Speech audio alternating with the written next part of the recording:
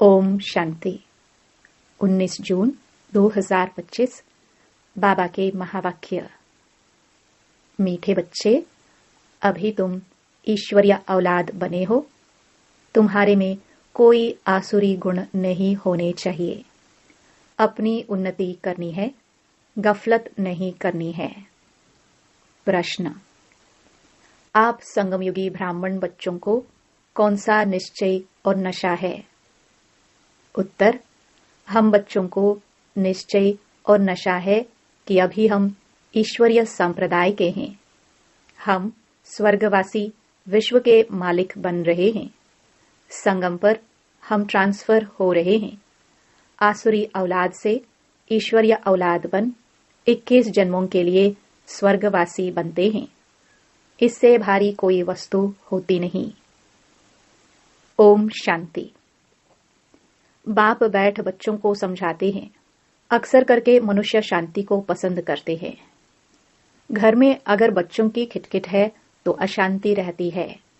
अशांति से दुख भासता है, शांति से सुख भासता है। यहाँ तुम बच्चे बैठे हो, तुमको सच्ची शांति है। तुमको कहा गया है बाप को याद करो, अपने को आत्मा समझो। आत्मा में जो आधा कल्प से अशांति है वह निकलनी है, शांति के सागर बाप को याद करने से। तुमको शांति का वर्षा मिल रहा है, यह भी तुम जानते हो। शांति की दुनिया और अशांति की दुनिया बिल्कुल अलग है। आसुरी दुनिया, ईश्वरीय दुनिया, सतयुग, कलयुग किसको कहा जाता है, यह कोई मनुष्य मात्र नहीं जानते। तुम कहेंगे हम भी नहीं जानते थे। भल कितने भी पोजीशन वाले थे, पैसे वाले को पोजीशन वाला कहा जाता है। गरीब और साहूकार समझ तो सकते हैं ना, वैसे तुम भी समझ सकते हो बरोबर। ईश्वरीय औलाद और आसुरी औलाद। अभी तुम मीठे बच्चे समझते हो हम ईश्वरीय संतान हैं, यह पक्का निश्चय है ना।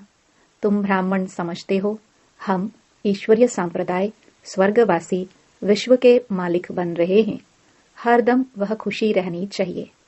बहुत थोड़े हैं जो यथार्थ रीति से समझते हैं। सतयुग में है ईश्वरीय संप्रदाय, कलयुग में है आसुरी संप्रदाय। पुरुषोत्तम संगम युग पर आसुरी संप्रदाय बदली होती है। अभी हम शिव बाबा की औलाद बने हैं, बीच में भूल गए थे। अभी फिर इस समय जाना है कि हम शिव बाबा की संतान हैं। वहां सतयुग में कोई अपने को ईश्वरीय औलाद नहीं कहलाते। वहां है ही दैवी औलाद। इनके पहले हम आसुरी औलाद थे, अभी ईश्वरीय औलाद बने हैं। हम ब्राह्मण बीके हैं। रचना है एक बाप की। तुम सब भाई बहन हो और ईश्वरीय औलाद हो। तुम जानते हो बाबा से राज्य मिल रहा है। भविष्य में जाकर हम दैवी स्वराज्य पाएंगे, सुखी होंगे बरोबर। सतयुग है सुख का धाम, कलयुग है दुख धाम। यह सिर्फ तुम संगमयुगी ब्राह्मण जानते हो। आत्मा ही ईश्वरीय औलाद है, यह भी जानते हो। बाबा स्वर्ग की स्थापना करते हैं, वह रचता है ना। नरक का क्रिएटर तो नहीं है, उनको कौन याद करेंगे। तुम मीठे मीठे बच्चे जानते हो बाप स्वर्ग की स्थापना कर रहे हैं। वह हमारा बहुत मीठा बाप है। हमको 21 जन्मों के लिए स्वर्गवासी बनाते हैं। इससे भारी वस्तु कोई होती नहीं, यह समझ रखनी चाहिए। हम ईश्वरीय औलाद हैं तो हमारे में कोई आसुरी अवगुण होना नहीं चाहिए। अपनी उन्नति करनी है। समय बाकी थोड़ा है, इसमें गफलत नहीं करनी चाहिए। भूल न जाओ। देखते हो बाप सम्मुख बैठा है, जिनकी हम औलाद हैं।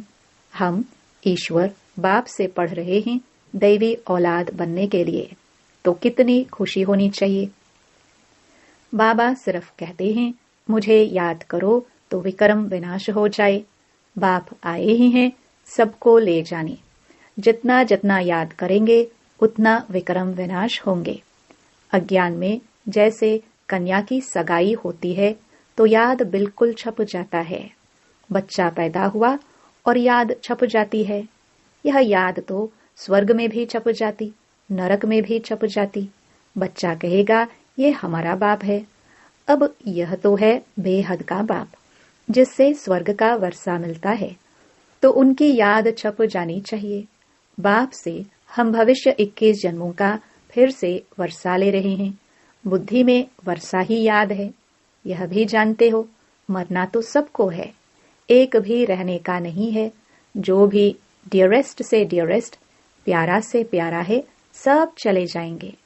यह सिर्फ तुम ब्राह्मण ही जानते हो कि यह पुरानी दुनिया अब गई की गई। उसके जाने के पहले पूरा पुरुषार्थ करना है। जबकि ईश्वरीय औलाद हैं तो अतः खुशी होनी चाहिए। बाप कहते रहते हैं, बच्चे अपना जीवन हीरे जैसा बनाओ। वह है डेटी वर्ल्ड, यह है डेविल वर्ल्ड। सतयुग में कितना अतः सुख रहता है, वह बाप ही देते हैं। यहाँ तुम बाप के पास आए हो, यहाँ बैठ तो नहीं जाएंगे। ऐसे तो नहीं सब इकट्ठे रहेंगे, क्योंकि बेहद बच्चे हैं। यहाँ तुम बहुत उमंग से आते हो। हम जाते हैं बेहद के बाप पास। हम ईश्वरीय औलाद है, गॉड फादर के बच्चे हैं, तो हम क्यों न स्वर्ग में होने चाहिए। गॉड फादर तो स्वर्ग रचते हैं ना। अब तुम्हारी बुद्धि में सारे वर्ल्ड की हिस्ट्री ज्योग्राफी है। जानते हो हेवनली गॉड फादर हमको हेवन के लायक बना रहे हैं, कल्प कल्प बाद बनाते हैं।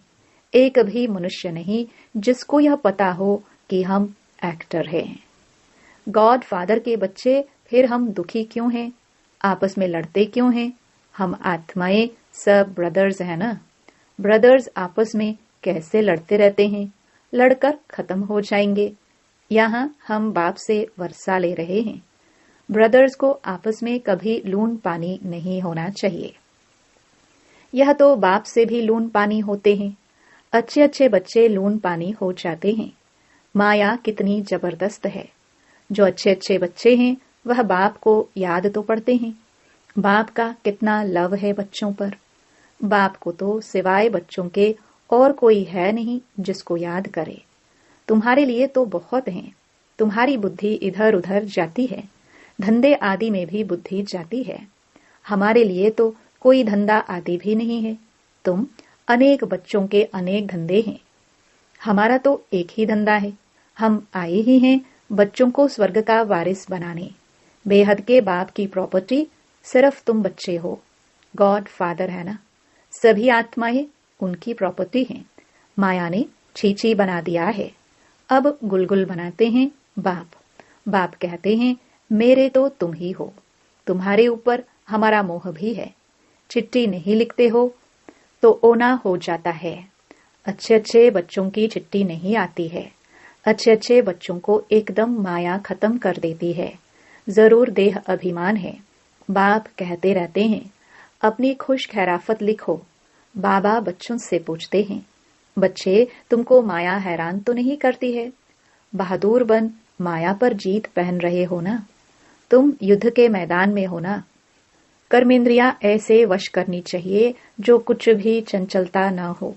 सतयुग में सब कर्मेंद्रिय वश में रहती हैं। कर्मेंद्रियों की कोई चंचलता नहीं होती है, न मुख की, न हाथ की, न कान की। कोई भी चंचलता की बात नहीं होती। वहां कोई भी गंध की चीज होती नहीं।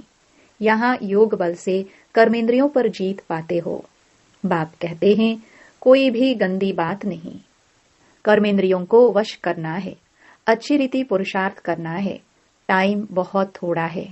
गायन भी है, बहुत गई थोड़ी रही, अभी थोड़ी रहती जाती है। नया मकान बनता रहता है तो बुद्धि में रहता है ना, बाकी थोड़ा समय है। अभी यह तैयार हो जाएगा, बाकी यह थोड़ा काम है।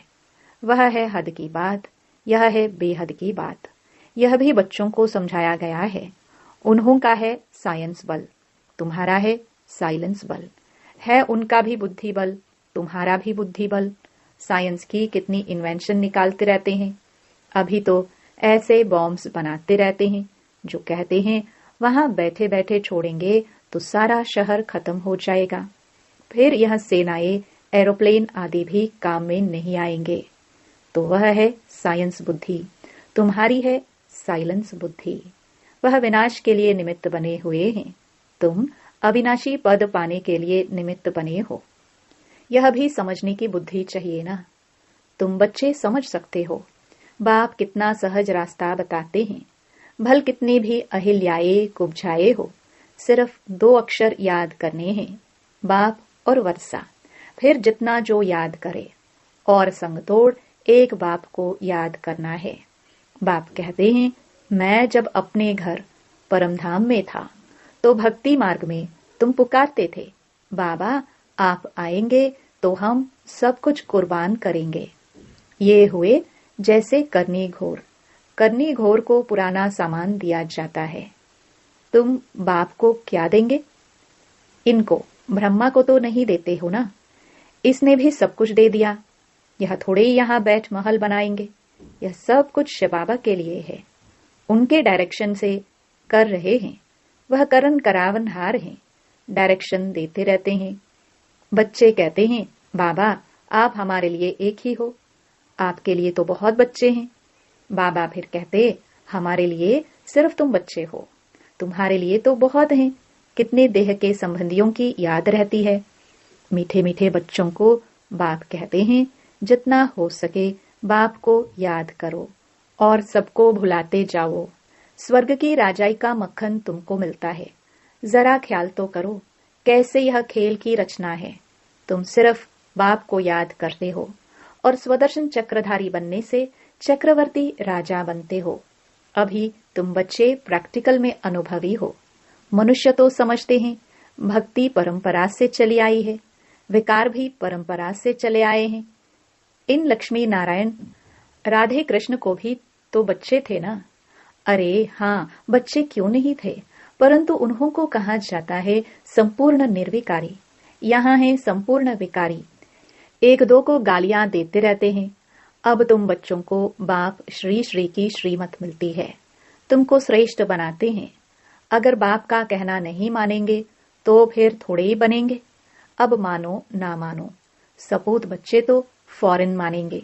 पूरी मदद नहीं देते हैं तो अपने को घाटा डालते हैं। बाप कहते हैं, मैं कल्प कल्प आता हूँ, कितना पुरुषार्थ कराता हूँ, कितनी खुशी में ले आते हैं। बाप से पूरा वर्षा लेने में ही माया गफलत कराती है, परंतु तुम्हें उस फंदे में नहीं फंसना है। माया से ही लड़ाई होती है। बहुत बड़े बड़े तूफान आएंगे, उसमें भी वारिसों पर जास्ती माया वार करेगी। रुस्तुम से रुस्तुम हो लड़ेगी। जैसे वैद्य दवाई देते हैं तो बीमारी सारी बाहर निकल आती है। यहाँ भी मेरे बनेंगे तो फिर सबकी याद आने लग पड़ेगी। तूफान आएंगे, इसमें लाइन क्लियर चाहिए। हम पहले पवित्र थे, फिर आधा कल्प अपवित्र बने हैं, अब फिर वापस जाना है।